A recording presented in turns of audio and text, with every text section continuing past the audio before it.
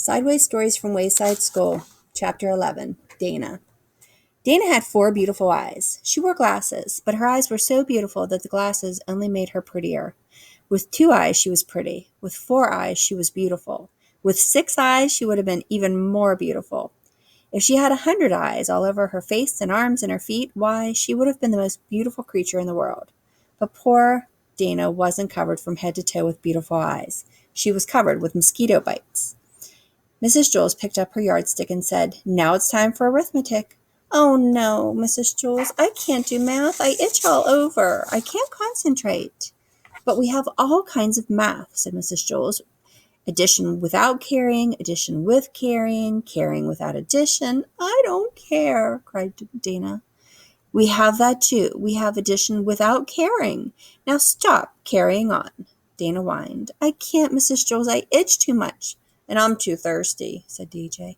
"And I'm too tired," said Ron. "And I'm too hungry," said Terrence. "And I'm not good at math," said Todd. Mrs. Jules hit her desk with her yardstick. Everyone stopped talking. Mrs. Jules said, "We are going to have arithmetic now, and I don't want to hear another thing about it." "But, Mrs. Jules, I really do itch. I can't do math." "No," said Mrs. Jules. "Arithmetic is the best known cure for an itch. How many mosquito bites do you have?" "I don't know. Over 100. First I start scratching one, but then another one starts to itch. And then I scratch that one, and that one stops, and another one starts. And so I scratch that one, and the itch moves down to another one. And then it goes back to the first one. The itch never stays in the same place. I just can't scratch them all. What you need is a good strong dose of arithmetic." "I'd rather have calamine lotion." "Remember, Dana," said Mrs. Jules, "mosquito bites itch, not numbers." "So what?" Mrs. Jules continued. "We'll just have to turn your mosquito bites into numbers." "I'm a mess." Mrs. Jules began to turn the mosquito bites into numbers. "How much is 3 mosquito bites plus 3 mosquito bites?" she asked. Randy raised her hand. 6 mosquito bites." "How much is 6 mosquito bites minus 2 mosquito bites?" 4, said DJ. "How much is 5 mosquito bites times 2, said Mrs. Jules. 10 mosquito bites, said BB. "Very good," said Mrs. Jules. "I still itch." "I've got one more question," said Mrs. Jules. "How much is 49 mosquito bites plus 75 mosquito bites?" Nobody raised a hand. "Think, class," said Mrs. Jules. "This is for Dana." Nobody knew the answer. Dana's itch began to get worse and worse. At last, Dana began counting her own mosquito bites. She counted 75 on one side and 49 on the other. Then she added them together for a total of 124 mosquito bites. 124 mosquito bites, Dana called. "Very good," said Mrs. Jules. Dana had 124 mosquito bites, and none of them itched anymore. "I'm still thirsty," said DJ. "Can math do anything for that?"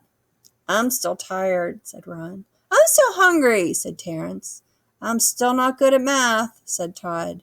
"I'm glad we turned my mosquito bites into numbers instead of letters," said Dana. "I could never spell mosquito." Chapter 12, Jason. Jason had a small face and a big mouth. He had the second biggest mouth in Mrs. Jules's class, and there were an awful lot of big mouths in that class. "Mrs. Jules," Jason called without raising his hand. "Joy's chewing gum." Joy had the biggest mouth in Mrs. Jules's class, and it was filled with gum. There was hardly even room for her tongue. "Joy, I'm ashamed of you. I'm afraid I'll have to put your name up on the board." "That's okay, Mrs. Jules," Jason called. "I'll do it." Jason hopped out of his seat and wrote Joy's name on the blackboard under the word discipline. While he was up, Joy took the glob of gum out of her mouth and placed it on Jason's chair. Rondi and Allison giggled. Jason walked back from the blackboard to his desk and sat down. "Mrs. Jules, I'm stuck." Rondi and Allison giggled again. Mrs. Jules got angry. "Joy, you are going home on the kindergarten bus today." "Oh, good," said Todd. "I'll have some company." Todd went home on the kindergarten bus every day. He could never seem to make it until 12 o'clock without getting into trouble 3 times. His name wasn't even up on the blackboard yet, but he knew that by 12 o'clock it would be up, checked, and circled. "Mrs. Jules, what am I going to do? I'm stuck. I'm going to have to stay here for the rest of my life." "Joy, tell Jason you're sorry." "I'm sorry, Jason." "Oh, that's okay, Joy. I don't mind." "Try to get up, Jason." "I can't. I'm stuck."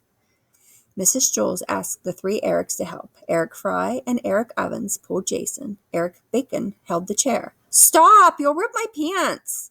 Rondi and Allison giggled. All right, said Mrs. Jules. Let's try ice water. That should freeze the gum and make it less sticky. I'll go and get some from Miss Mush.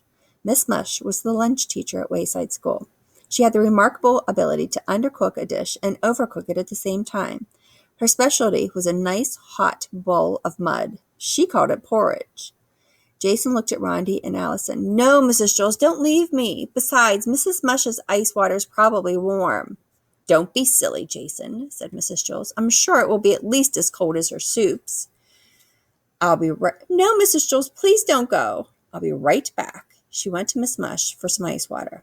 As soon as Mrs. Jules stepped out of the door, Rondi and Allison jumped up from their seats and started to tickle Jason. He laughed until his hair turned purple. The girls got back to their seats as soon as Mrs. Jules returned. Mrs. Jules carried a big bucket of cold ice water. Oh, no, please don't. No, Jason pleaded. We have no choice. She threw the water all over him. Well, try to get up. Jason was drenched. I'm wet and I'm cold and I'm still stuck. Oh, well, I guess it didn't work. At least we tried. I guess we're going to have to cut your pants. No, Mrs. Jules, no. I don't mind being stuck here. I'm really very careful. Don't be silly. Don't cut my pants. The three Erics can carry you to the bathroom, said Mrs. Jules. I'll ask Louis to call your mother. She can bring you a new pair. The three Erics took hold of Jason's chair and turned him upside down. No, Mrs. Jules. Now I'll always have a place to sit down. I don't even have to worry about finding a seat on the bus. The three Erics began to take him away. Wait, said Joy. Mrs. Jules, if I can get Jason unstuck, do I still have to go home on the kindergarten bus? All right. If you can somehow get Jason free, you don't have to go home early.